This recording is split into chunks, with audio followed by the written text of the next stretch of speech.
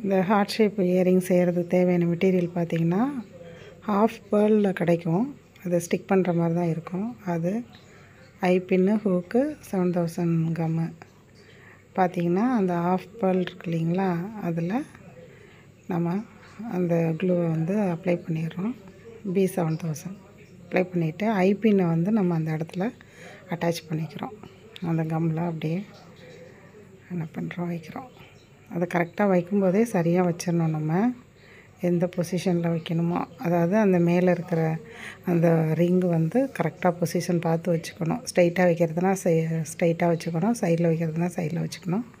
வச்சுட்டு இன்னொரு அந்த ஹார்ட் ஷேப் இருக்கு இல்லைங்களா, ஆஃப் சைஸில் அந்த ஆஃபை வந்து நம்ம இதில் வந்து அப்படியே கம்மு அப்ளை பண்ணி அதில் அப்படியே அட்டாச் பண்ணிடணும்.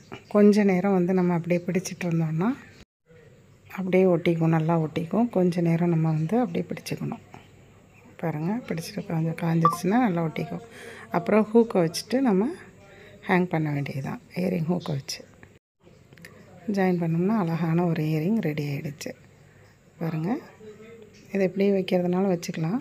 சைடில் வந்து நம்ம வந்து அட்டாச் பண்ணோம்ல, அது வந்து கேப் அந்த இது தெரியக்கூடாதுன்னா நம்ம ஸ்டோன் செயினை வச்சு அப்படியே ஃபுல்லாகவே உங்களுக்கு அந்த B7000 க்ளூ வச்சு நம்ம ஒட்டி விட்டுடலாம்.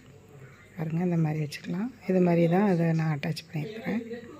பாருங்கள், அழகான இயரிங்ஸ் ரெடி ஆகிடுச்சு.